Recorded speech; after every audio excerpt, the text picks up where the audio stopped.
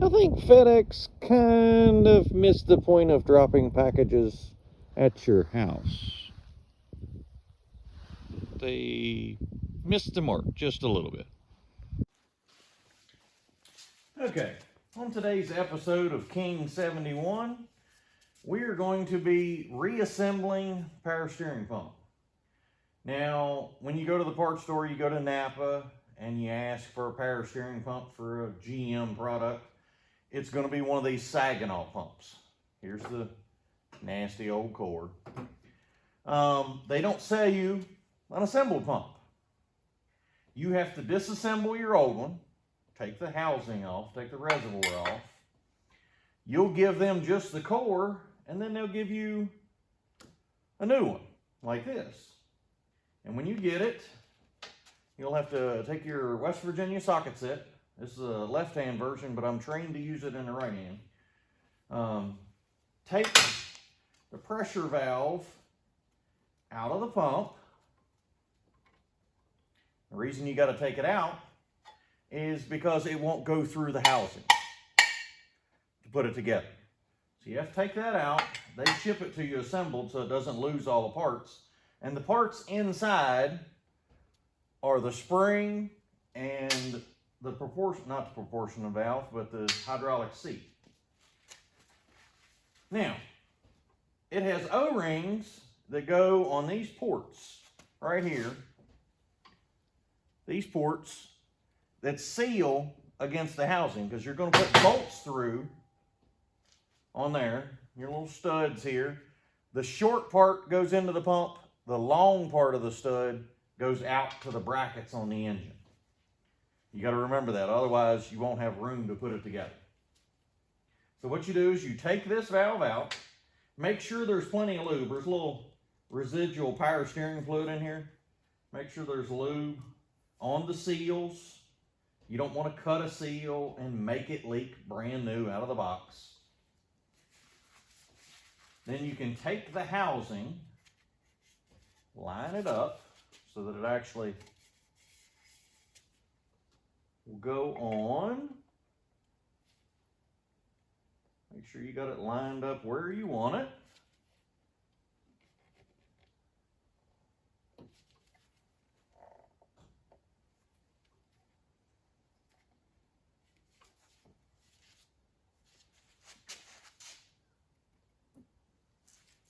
And start the bolts in. Well, once it's lined up, you can start the bolts.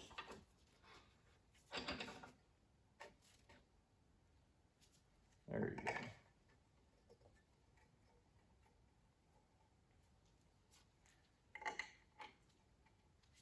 Start the bolts in. Put your pressure valve. I got a whole bunch of extras laying out here. But put your pressure valve back in. And the spring will have tension against you.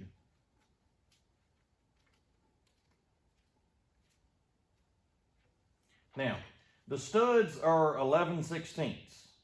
Even though they're 3/8 16 thread, which is normally a 9/16, these have a larger shoulder on the bolt, so it takes an 11/16. Doesn't take a 9/16. So once you tighten those down,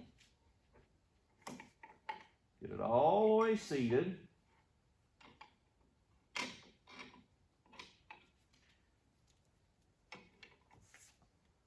You can come back with West Virginia socket set. Tighten the pressure valve back against the case.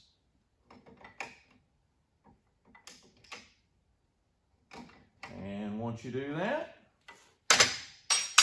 then you have an assembled pump. There you go. You can put your cap in. Now it's ready to mount back on the vehicle. And that's that. But wait, there's more. Now, it won't be a problem on this vehicle, but if you're doing a street rod And a lot of the older kits have the Saginaw power steering pump in their aftermarket kit. If you're putting power steering on a vehicle that didn't have it, or someone did years ago, chances are it's got a Saginaw pump on it. And also on those old hot rods, everybody puts a Mustang rack and pinion steering. When they upgrade the car, they'll put rack and pinion steering on there. Now the rack and pinion came from the Mustang 2s that were made in the late 70s. Those weren't designed to operate on the pressure that a Saginaw pump delivers. And a lot of them work just fine. A lot of them work just perfect. But we ran into a car that actually the pump was delivering way too much pressure, and it was blowing the end seals out of the rack and pinion. And we couldn't exactly figure out what was going on. And I don't know if the camera is actually going to show the difference, but there is a whole difference in the diameter of the bore through the center. And what it is one of these is made to have a pressure restriction. It's made to put a Ford rack and pinion steering unit onto a GM pump. Now the GM pump delivers too much pressure and GPM, but we'll get to the GPM in a minute. So what they do is drill a tiny hole in these, and you can get these from Summit, Jegs, Speedway. They all have them. I forget the part numbers. I'll probably put a part number up and show the part where you can buy them. They're really cheap. Like I say, 90% of street rods will never even see this. But if you've got somebody their steering's got that jerky feeling to it, or it is blowing seals out, then your power steering rack is one that can't take the pressure. So the fix is it's a reducing valve. Now, the newer style power steering goes to what's called the Type 2 pumps. And I believe these came out by Pontiac. I believe they were the first ones at GM to use what they call the Type 2 pump. And as you can see, it's drastically different, and there is no reservoir. It's a remote reservoir. As you see the large AN line, it's got to have a large feed line to come in, and then the pressure's out. Now, what these are famous for is being noisy. These pumps actually will cavitate. Because if you think about it, it's a 30-year newer technology, probably more than 30, but 30 or 40 years newer technology than this old Saginaw pump. So it's much more efficient. And what it does is if it can't get enough fluid in the pump, it cavitates and makes noise. Well, if you're driving your hot rod, you want to hear the engine. You don't want to hear the power steering whine.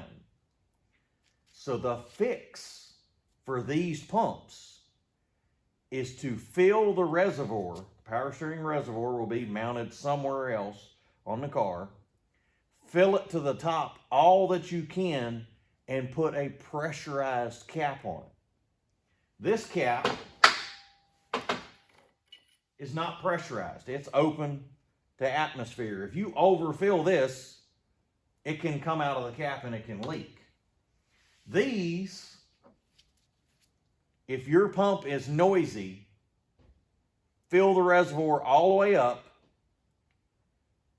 and put a pressurized cap on it that's got an O-ring that seals to air. That way, the system is under pressure at all times, even on the feed side, the suction side, so that the pump has less chance to cavitate. I'm not saying that fix will make it go 100% away, but it will drastically reduce what you hear out of this pump, because that's the number one complaint out of these pumps. They're great. They're small, compact. You can get them, mount them in half the space that the old Saginaw pump takes. But these are noisy. So everything's got a drawback. And another thing I wanted to point out, it took 4 trucks. We've purchased 3 to restore King 71. So we had 3 parts trucks. One of the trucks actually had, from the factory, still the power steering line clip. Now, nobody remakes this clip that I can find. So we was lucky enough to find it on one of the trucks to use it. And all it does is just holds the 2 power steering lines together, but it will be factory correct. So, all right. Hope you enjoyed this little segment of King 71. We'll go on to spark plug wires and distributor after this. Okay. This morning, we're going to be changing out the plugs. We put these plugs in there when we paint it. We just didn't want to deal with the thread being galled up with new paint. So I have an old spark plug boot. That's really handy once you break them loose.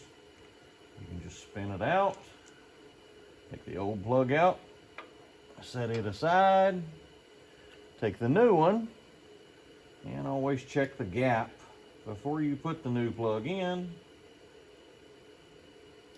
Okay, and put just a little dab of anti-seize. You don't need a lot. This stuff, a lot of it will be on your eyebrows in 3 seconds. Put the spark plug boot back on, put in, give it a few twists. Doing it this way ensures that you don't cross thread it, because the boot will stop spinning on the plug when it's seated. Then you can come back, grab the ratchet, tighten the plug down, and there you go, done. Now, just 5 more to go. All right, we'll go ahead and wrap up this episode of King 71. We actually got our power steering installed. We went ahead and installed all the plug wires. I didn't bore you with the other 5. We installed the AC unit. I didn't have any free hands to hold a camera. It took all hands involved to get that on there. But you can see we got the carburetor on, master cylinders on, we got a few other items on. But that's a wrap for now until next time on King 71, and one day we'll get to episodes on Green Bean, but that'll be a while. All right, thanks for watching. If you like it, hit the like button and please subscribe. Thank you, Lord. Thank you for today.